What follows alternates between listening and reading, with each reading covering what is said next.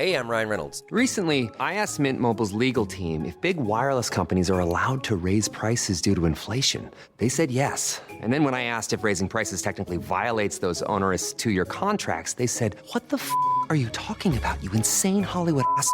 So to recap, we're cutting the price of Mint Unlimited from $30 a month to just $15 a month. Give it a try at mintmobile.com/switch. $45 upfront payment equivalent to $15 per month. New customers on first 3-month plan only. Taxes and fees extra. Speed slower above 40 gigabytes. See details. Are you a lover of all things dark and creepy, of graveyards and monsters, haunted houses and spooky legends? Then welcome to Lore. I'm Aaron Mankey. For close to 10 years now, I've been sharing history's darkest stories with millions of listeners around the world. Tune in each week as we explore the folklore, ghost tales, and local legends that deliver the chills you're looking for. Learn more and subscribe today over at lorepodcast.com. Welcome all Chengyu lovers across the universe to the Chinese Sayings Podcast. Laszlo Montgomery here with another jewel in the crown of great Chinese sayings from the Zuo Chuan, the commentaries of Zuo, written sometime during the 4th century BC, Master Zuo Qiuming's scholarly musings on the spring and autumn annals. And today's Chengyu, Li Bing Mo Ma, comes to us from the chapter titled Xi Gong 33年, that stated, 郑穆公 使事客观, 子树在厉兵秣马矣. And before we get to this great 7th century BC story, let's break these 4 characters down. Li Bing Mo Ma. The first character, Li, in its archaic usage, means to grind or to sharpen. And Bing means weapons, arms, or a soldier. Mo, as a verb, means to feed horses, and as a noun, it means fodder. And a ma is a horse. Horses make it into a lot of Chengyus. Li Bing Mo Ma, sharpen weapons, feed horses. It doesn't sound like this one is destined to be a love story. It all went back to the 620s BC. Duke Wen of Jin, also remembered as Chong'er, and Duke Mu of Qin. Now, these two stars of the spring and autumn period of the Zhou dynasty collaborated on a takedown of Zheng state. And before they united to destroy Zheng, an emissary was sent to Duke Mu of Qin from Zheng, warning them if he let Jin take Zheng, that was going to be bad for Qin and would only strengthen Jin at Qin's expense. So Duke Mu withdrew his army and told Duke Wen he was backing out of the whole thing. But Duke Mu, he left behind a garrison just outside of Zheng and continued to keep an eye on things there. And the one left in charge to command this Qin garrison was named Qi Zi. A couple years later, in the winter of 628 BC, Qi Zi sent word back to Qin saying he was now in possession of the key to the Zheng capital's north gate. And Qi Zi further said if you sent troops now, they could easily mount an ambush on the capital, and that would be the end of Zheng. And when Duke Mu of Qin received this message, he was overjoyed and immediately designated 3 of his most capable generals, Meng Mingshi, Xi Qishu, and Bai Yibing, to lead an assault on Zheng. But his advisor Jian Shu warned Duke Mu this whole thing had danger written all over it and was a rash undertaking.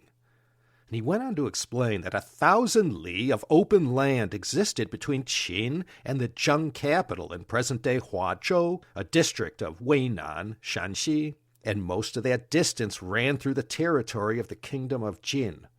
Jian Shu pleaded with Duke Mu, how are you going to march all of these thousands of troops such a long distance through Jin territory, no less, and keep this affair secret?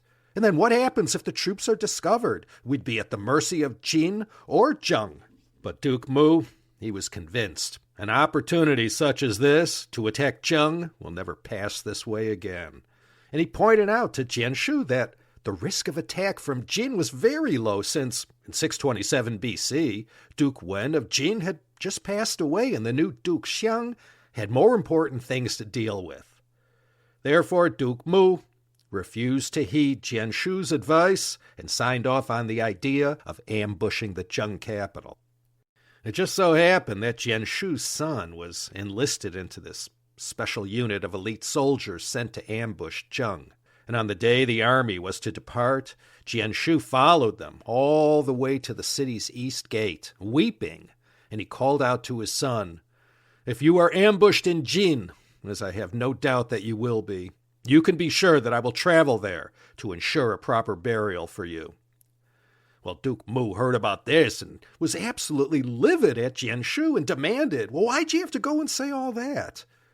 But Jian Shu already knew how this whole campaign was going to end and that he'd never see his son alive again. After a terrible journey, the army of Qin finally arrived at the kingdom of Hua on Zheng's borders, today's Sui County, about an hour west of Shangqiu. Hua was a minuscule state that was a fiefdom of the royal Zhou family. And as luck would have it, a Zheng merchant named Xian Gao was selling goods in Hua, and you could imagine his utter astonishment at seeing a whole army of Qin soldiers. But Xian Gao thought fast on his feet and hid his surprise well, and he approached them and began making small talk and was quickly able to discover what they were up to.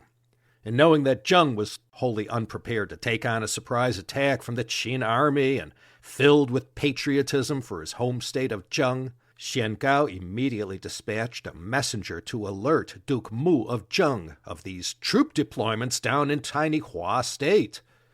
Qin and Zheng states at that time, in 627 BC, both had rulers named Duke Mu.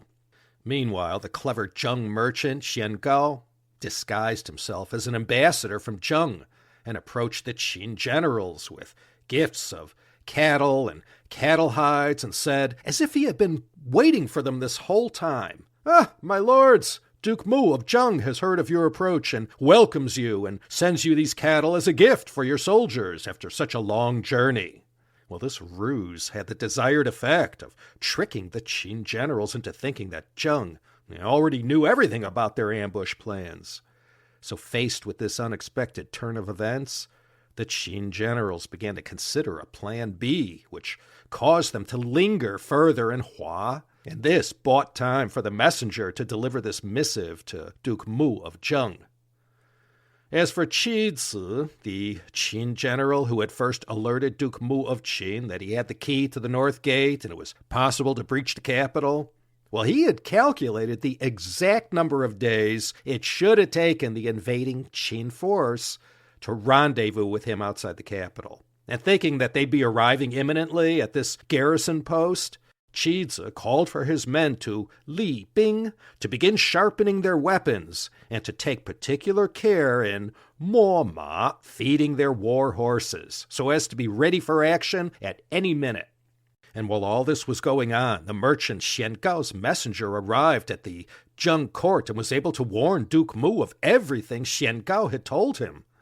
And the Duke of Zheng sprang into action and called for his people to immediately make preparations for war. He also sent spies to check on the Qin garrison to see whether they really were preparing for attack. And when the Duke of Zheng's spies saw the preparations for war going on inside the Qin barracks and that they were in the midst of Li Bing Mo Ma, they knew that Xian Gao's warning was true beyond a doubt. And before Qi Zi was ready for battle, Zheng soldiers immediately surrounded the Qin barracks, and seeing this, Qi Zi guessed that the secret was out. And then thinking that Zheng had turned the tables on them, he gave the orders to the Qin troops to skedaddle, and they quickly abandoned the garrison and beat a retreat, and somehow they managed to escape. And in order to avoid being accused of having started the whole thing, Duke Mu of Zheng ordered his hastily assembled Zheng army to not do anything further, nor try to prevent Qi Zi's soldiers from escaping. And then they turned heel and returned to Zheng. And when Qi Zi, in full retreat, ran into the incoming Qin generals, he told them to turn around and that someone had blabbed to Zheng and they were all in position and were lying in wait for Qin to fall into their trap. And Qi Zi advised the best course of action was to forget about the whole mission and hightail it back to Qin, and that somehow Zheng knew everything. But just as Jian Shu had warned Duke Mu of Qin, On the march back to Qin, they were ambushed by Jin forces as they passed through the Xiao Mountains of western Hunan. And at this Xiaozhijan, or Battle of Xiao, the Qin forces were wiped out, and the three generals, Meng Mingshi, Shi Qishu, and Bai Yibing, were all taken as prisoners of war. And as a result of this whole sorry incident and the Battle of Xiao in April 627 BC, Jin state grew more powerful and became the most feared of all eastern Zhou states. As for Qin, well, they took a big hit, and this defeat slowed them down for many decades. So they focused their efforts against the nomadic tribesmen to their west instead and bided their time, growing in strength. And one more thing, Duke Xiang of Jin was convinced by one of his people to release the three generals and allow them to return to Qin, where they would surely be executed. So the three generals were released, and they returned to Qin, and wouldn't you know it, when they arrived on the Qin border, there was Duke Mu himself, dressed in white mourning clothes, and wailing and crying out that this whole thing was his fault and he should have listened to the correct advice of his advisor Jian Shu. And the three defeated generals, they weren't punished. So the Chengyu, Li Bing Mo Ma, means to sharpen the weapons and feed the horses. It describes the action of preparing for battle. But it can also be more commonly used as a metaphor for making preparations in advance. And you don't have to invade a country to use this Chinese saying of Li Bing Mo Ma. And in business, when you're going into a meeting where multi-million-dollar contracts are at stake and your deal team is prepping for this, and you could say you're Li Bing Mo Ma. Any kind of situation where you really have to do your homework and make sure you are all set to take on any kind of monumental task or mission, first you have to Li Bing Mo Ma. Nothing can be left to chance. There's no such thing as being too prepared. So, sharpen the weapons and feed the horses. Li Bing Mo Ma. The good old Chronicles of Zhou. A veritable goldmine of Chengyus. Okay, I shan't keep you any further. I know you have bigger and better podcasts to listen to. This is Laszlo Montgomery signing off from snowy Los Angeles, hoping you enjoyed the audition and that you'll come back again next time for another exciting episode of the Chinese Sayings Podcast.